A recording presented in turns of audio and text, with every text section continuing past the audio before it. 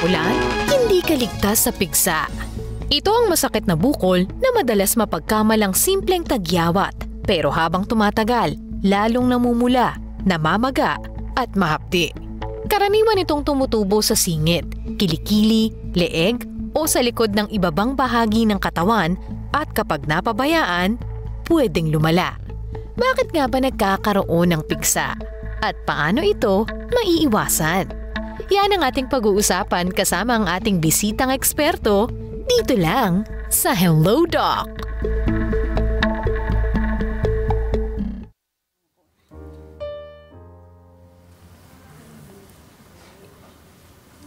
Pasintabi po muna sa mga late na nag-aalmusal or maagang nagla-lunch, di ba? Nagdanananghalian. Pero kailangan din natin malaman kung paano ba i-prevento at paano i-treat para po sagutin ang mga katanungang yan. Kasama po natin ngayong umaga ang aesthetic medicine specialist, si Doc Muriel May Campuspos. Kamusta po?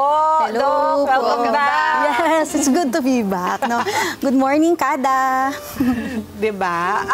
Doc, alam ko kasi ang pigsa ay nauuso kapag mainit, kapag summer. Yes. Pero pag tag-ulan, hindi pa rin tayo ligtas? Yes, because it's a bacteria din po. So, anytime naman po may bacteria na nandyan sa paligid natin. So, even though na yung pigsa is usually po nasa summertime, kapag mas madalas pong pagpawisan ng tao, hindi pa rin po siya ligtas during tag-ulan.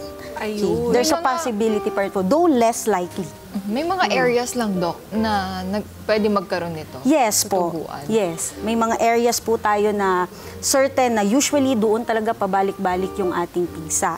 So, isa po sa mga areas is the kilikili, yung ating singit, yung puwet. There are times din po na sa muka, and yung sa mga breast po, sa ilalim ng breast ng babae, usual din po doon. Kasi ito po yung mga areas na usually pinagpapawisan. Yes. Yun ang favorite breeding ground niya. Yes. Kaming favorite environment ay medyo moist. Opo. Tama. Tapos, so, yun ang favorite ng bacteria na nagkukos ng pigsa, yes. Doc. Oo. Pero, so, sa makatuwid, kung nais natin itong i-prevent, we have to keep these areas dry at all times. Yes, and clean at the same time. Clean and dry. But in a climate like ours, lalo na ngayon, tag-ulan, medyo mahirap, no? Challenging. Yeah, humid yung ating, humid tayo. Sa Philippines. Lalo na sa mga taong laging nasa labas, pinagpapawisan pa Pawisin. rin. Huwag mo sabihin tag-ulan, wala nang papawisan. Mainit na rin. Lalo mainit eh, di ba? Kasi humid nga po. Yes, so, so, mas lalo nagpapawisan mga tao. Yes. So, kapag nangyari, ano po bang itsura niya kapag siya ay hindi pa fully blown? Okay. And is there a way to keep it from talagang, Full-blown. Inflaming? Oo. Okay. So, usually po, ang pigsa, nag-i-start lang siya, mapagkakamalan nga po natin siyang pimples or kagat lang ng mga any insect, spiders, mga ganyan. Kahit langgam, mapagkakamalan natin. Kasi para lang po siyang kagat ng langgam talaga. May konting nana at some point, pero makati, namumula. Tapos mapapansin po ninyo na everyday, pag lumipas po ang 24 hours to 48 hours, mas lalo siyang sumasakit, mas lalo siyang lumalaki, mas mapula. So, that's the time na po na, mukhang hindi na ito pimple lang. So, baka pigsa. Ang pwede po natin gawin is, one of the things na pwedeng gawin ay warm compress. So, lalagyan po natin, gamitin po natin is bimpo or face towel. Make sure na clean. Yes, clean. Any cloth pwede, pero make sure na malinis po.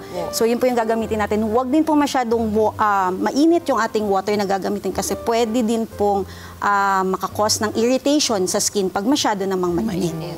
So, warm lang. Yes, warm lang. Walang chance na hindi siya tumubo? Tutubo talaga? Tutubo talaga siya. course talaga siya. No! Hindi ba pwedeng gano'n? Stop! Hindi pa siya pwedeng pigilan. Hindi. So, kailangan Then talaga. antibacterial ointment. So, no? ang pwede nating gawin po doon is mag-antibiotics. Kaya lang, Oral. yes, oral. Pwede rin pong topical kasi same naman po silang effective. Nakadepende lang po siya sa target natin na infection, yung oral versus the topical. Pero ang ano lang po is kailangan po natin ng gabay po ng isang specialist or ng doctor before po tayo mag-take ng antibiotics. Dahil nandiyan na tayo sa usapin na yan, punta din tayo dito sa fake or fact. Okay. Meron kaming mga items na babanggitin, Doc. Sasabihin mo lang sa amin kung fake or fact Yes, ito. Ito yung mga kadalasang pinaniniwalaan o kaya mga ginagawa na ng mga kada natin. Unang-una na dyan, ito, alam na alam to ng lahat. Ang paggamit ng boteng pinainit ay mabisa laban sa pigsa. Okay, fake po. So, Alam na alam pa naman yun ng lahat. Parang Yes. pigsa ba yan? Kailangan ibote. yeah. So, kinagawian na ito ng mga Pilipino, common practice ito ng mga Pilipino, pero hindi ko sinusuportahan po itong ganitong gawain. Unang-una po, pwede pong lalong mag-inflame, lalo pong ma-infect, kasi po hindi naman natin sinasuggest na magsarili po tayo. Mag-experiment po tayo ng mga pwede nating gawin sa pigsa. So, kapag po kasi gumamit tayo ng bote, hindi natin alam gaano ka-sterilized yung ating bote. Correct. Saan po ba nanggaling? Gin po ba ito? Alcohol? Or whatsoever? Baka ang gamitin natin is gamit pa yung toyo. Pinaglagyan ng toyo. So, really, hindi po natin siya inaalaw. Okay. Mas maganda po is magpa-consult po tayo sa doktor. Ang mga doctors lang po ang lisensyado na magtanggal ng mga nana through incision and drainage natin. So maglalagay po tayo ng maliit na cut doon sa pigsa natin and yun po i-drain natin yung mga nana. And pwede rin po magbigay ng antibiotics, whether topical or oral. Bakit kaya yun naisip ng mga Pinoy, Doc? Kasi po, pag ginamitan po natin ng bote, pwede niyang masipsip paangat yung ating nana. And it will relieve pain po kasi pag nawala yung nana. Yung nana po kasi or yung infection is, pag nagkaroon ng nana, yun yung collection po nung infection natin. So pag nawala yun, mag-release din yung discomfort na nafe-feel. So isa yun sa mga Reason kung bakit. why. So dapat ba, Doc, ito ay fino-force out? Ano ba ito? Tinitiris? Di ba? No din po. So, ang Okay, sasagutin niyo. Fake na. fake. Fake yan. Yes. Kasi di ba ginagawa, I'm Yeah. so sorry. Kasi Even sa talaga pimples, pero yeah. kailangan natin malaman Di ba sometimes we do that with our pimples. Di ba pag Even sa naiinis ka na, pimples. parang kailangan matanggal to. Kasi Yes. tama po ba? Fake or fact, Doc? It's a fake. It's kapag fake po. nawala Fake na po yun. kapag nawala na yung yellow part, mas madali na siya nagda-dry. Yeah. But we shouldn't force. Yes. Kasi po yung ating kamay, marami rin po dyan mga normal flora. Actually, nandito sa skin natin, nandun po yung main cause or bacteria na nagkukos ng pigsa and other mga infections pa po. So pag po ginamit natin bare hands, pinangtiris natin, pwede pa po siyang lalong maka-infect. Or mas lalo nating pinasok yung infection sa loob, so mag-embed pa doon yung infection. Kahit newly washed. Yes, yes. Kahit may alcohol. Okay, Doc, hindi ko alam kung ano to, pero according to our writer, ang koyo daw po ay nakakagamot ng pigsa. What is koyo? Akala Yan ko ba yung- wrong spelling. Yan ba yung partner Akala ng ko suka? toyo. Di po. Iba ba yun? For adobo. So yung koyo po, koyo? para siyang, kinuha siya sa concept ng ating pimple patch. Para siyang mas malaking, if I'm not mistaken po ha. So para siyang mas malaking patch. So yun yung ginagamit din. Ang concept niya is parang pimple patch na i-stay mo siya doon. Pag tinanggal mo, madadala yung nana. Supposedly may Yes. medicine yun, di ba? Opo. Pero po, itong usapin regarding koyo, matagal na po itong sinagot ng FDA na hindi po nila ina-approve yung koyo natin. So, hindi nila gina-guarantee yung safety at the same time yung quality ng product. Even for pimples, Doc? For the pimples po, Yung mga pwede patch. naman. Pero hindi ko pa rin siya, for me, as aesthetic doctor po, hindi ko siya masyadong nire-recommend. Okay. So, So, fake. pwede pa rin po siyang mag-infect, pwede rin pong maklag lalo yung pores pagka Kasi nilagyan walang natin ng hangin patch. no? Okay, so fake yun. Ito, next, Doc. Ang pag-upo sa unan ay nagdudulot ng pigsa. Everyday po namin ginagawa yan dito. Fake din po. Okay. So, pero ito... Kasi tatanggalin na namin ito, Dok. Araw-araw. Araw-araw to booster seat natin to. So, sa una naman po, case to case pa rin po ito, ha. Kung ang unan po ay malinis or sabihin natin, kung ang unan ay madumi, halimbawa, pwede pong mag-cause ng any other infection aside from pigsa. Pwede rin pong other infection. So, pwede rin pigsa kung madumi po ang unan. Pero po, given the scenario na halimbawa, yung unan natin is malinis po. Malinis po, napapalitan lagi. So, less likely naman po na... less likely... Di ba tumayo na lang tayo? Less likely naman po na mag-cause ng any infection. Diyan ka na lang. Ayoko na sa akin. I think malinis naman po siya. And then, just kidding. Joke lang. Joke lang po. Wala talaga sa unan, nasa linis. Kung yung manner at dumi. lang po ng pag-upo sa unan, hindi naman po, hindi ko makita yung correlation ng pagkakaroon po ng Basta pigsa. any dirty surface, Yes. diba, might lead to Yes. pigsa. Kahit nga sofa, Mama P. Yes. Kahit super, sabi ko nga, tumayo na lang Dala ko lang. Even damit, kapag inulit natin. Diba? Oh, yun. Pwede rin. Hindi pwede yung side A, side B doon. Sana hindi. Medyo mahirap yata yung side A, side B. Oo, laban na. Ipinasok yung dumi. Laban nyo na yan. Dok, Opo. paano yung mga yung mga damit na hindi natutuyo ng maayos? Okay. Can that cause? Yes, pwede din po. Kasi yung pag hindi natuyo ng maayos, maaamoy din natin, di ba? Oo. Medyo mabaho siya. So, pinamumugaran din po siya ng bacteria. Since ang bacteria po gusto nga nila is yung mga moist area, yung mga humid area, mamasa-masa. So, doon po sila, perfect po ito na for environment sa kanilang growth. So, pwede pong mag-cause din siya ng any other infection kahit po hindi pigsa. So, yung damp na damit, wag niyo yan isuot. Yeah, wag, pero yung as much as parang possible, wag. hindi natuyo na maayos, pero eventually, ibinilad, pwede na yun. Pwede na, pero as much as possible, hindi na rin sana. Ulitin na lang. Ulitin na lang natin for safety pa rin. Tama. Okay. Last, ito, alam ko, ginagawa nyo ito, mga kada, ang paggamit Opo. ng mainit na karayom para alisin ang pus. Nakakatulong daw sa paggaling ng pigsa. Okay. Ayan na. Fake din po. Kahit i-sterilize pa nila Yes, yan, Dok. yes, opo. Di ba, minsan mga kada natin, nilagay Malinis alcohol, naman eh. nilalagay sa kandila. Di ba ganun pag sterilize nila? Pero- o ang tawag doon, pagpapaboil. Yes, pakulo. yes. Yun Pero nga, pigsa boil. Hindi pa rin siya guaranteed na malinis talaga. And even yung environment natin, pwede rin po kahit na malinis yung ating ginamit mismo na Needle. karayom, yung paligid naman po natin, and even yung mga gagawa po, is it sterile? Yeah. Sila po mismo, sterile sila. Kasi po even though nasa OR tayo, sa operating room, hindi pa rin natin ma-sure yan. Kaya po, sobrang aseptic technique talaga ang ginagawa natin. Doble-dobleng pag-iingat po sa OR. So kung gagawin lang to sa bahay, wag na lang. Oo, wag na po tayo Punta na lang. mag-doktor-doktoran. Nandiyan naman si Doc Maria. Doc, tapos na tayo dito sa fake, Yes. faker fact. Meron bang mga pagkain na nakaka-trigger nito? Yes po. So, pag po meron tayong pigsa, ang advice ko po sa inyo is iwasan na lang po muna yung mga sugary at yung mga matatamis na mga pagkain because it will contribute din po doon sa ating inflammation na meron tayo. At the same time po, ako personally, na-advise ko yung patient ko na iwasan na lang din po muna ang spicy. Though hindi siya directly na makaka-affect po sa ating boils, pero ang spicy kasi it will gives irritation din po sa skin, mag-iinit tayo, so it will gives your patient discomfort lalo. Biruin nyo po, meron na silang pain, tapos mag-iinit pa sila, so it will gives you more discomfort. And then po, may kinagawian din po yung mga matatanda natin na sabi nila, wag daw pong kumain ng malalansa. Though, ito po ay hindi masyadong Walang scientific scientific basis. Konti pa lang po yung pag-aaral regarding this.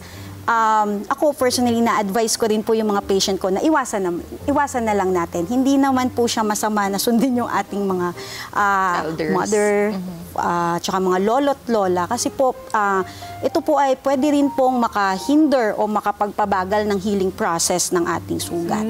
Yes. Tsaka Doc, how about the clothing? Dapat siguro hindi Yes. tight yung clothes, Yes. diba? So, you don't want friction Yes, yes. on that Yes, so boil. advice din po na loose yung ating gamitin na damit at the same time po yung mga presko. Kasi kapag hindi po presko, mas pagpapawisan tayo. Magkakaroon po ng friction, tama po si Miss Pia. Pwede pong mag-cause ng cuts and scrapes dun sa skin natin. Magkakaroon pa po ng entry point yung ating mga bacteria. So sa pigsa, it's a Staphylococcus aureus po.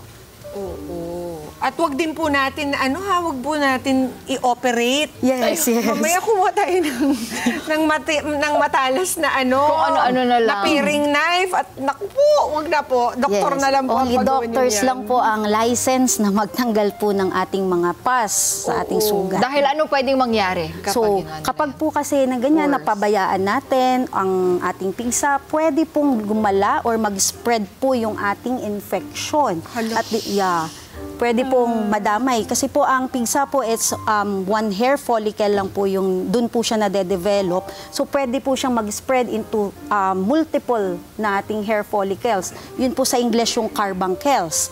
So, kapag po mas madami na, mas mahirap nang i-treat. At the same time, pwede po siyang mag-spread going to another layer ng tissue natin, like subcutaneous tissue. Ito po yung cellulitis. Mas mahirap din pong i-treat. And in rare cases po, pwede rin po siyang umabot hanggang sa ating bloodstream. So kapag nandun na po, papaloob na. so yung dugo natin pwedeng ma-infect. So it's systemically na po yung ating mga symptoms. Mas lalong mahirap i-treat. So, bawal bote, karayom, lahat po. Yes. Opo. At the same time po, kung meron tayong mga antibiotics na pinescribe ng doktor, kailangan po inumin natin po ng tama. At Kung ano po, kumpleto, yes. no? Kung ano po yung sinabi ng doktor, kung ilang days, kung ilang beses sa isang araw, kung anong oras iinumin, dapat po masunod as much as possible. Kasi ito po yung isa sa mga nagiging malaking problema po ng healthcare ngayon. So, ang dami pong mga sakit na due to antibiotic resistant po. Especially itong boils po, meron na po tayong antibiotic resistant na bacteria po, yung methicillin resistant. So, mas mahirap po itong i-treat. Kaya mapapansin po natin yung iba nating pasyente, pabalik-balik ang ating pigsa. Same naman po yung ginagamot natin. So, ang nagiging problem po pala is yung causative agent natin o yung bacteria mismo natin is naka-adapt na doon sa mismong gamot Nag-adjust na na siya doon binibigay sa natin. antibiotic Yes. niya.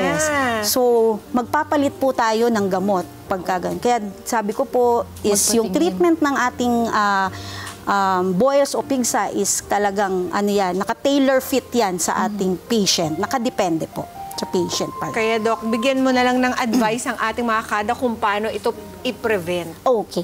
So, sa bahay po, kung mapapansin nyo po na meron kayong pigsa or maghihinala kayo na meron po tayong pigsa, una pong gawin is mag-wash ng hands, proper hand washing po. So marami po tayong mga videos naman po na makikita sa YouTube, sa TikTok, kung paano po yung proper hand washing. Usually 20 seconds po ang ginagamit natin. Pangalawa po, I want you to clean the area. Yung area po ng pigsa, gamitan po natin ng antibacterial soap.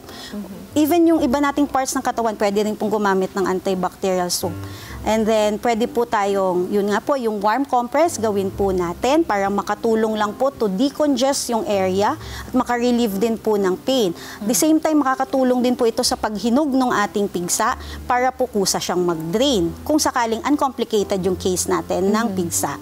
So, kuha po kayo ng malinis na bimpo, face towel, and then warm water. So, yun po yung gamitin natin na pangdampi dun sa ating area ng pigsa. Usually po, nasa 10 to 15 minutes po yung gawin natin na pagdampi dun sa pigsa natin. And kung kaya po, 2 to 3 times a day or more. Kung kaya po ng ating schedule, kahit po hanggang 5 times, mas mainam.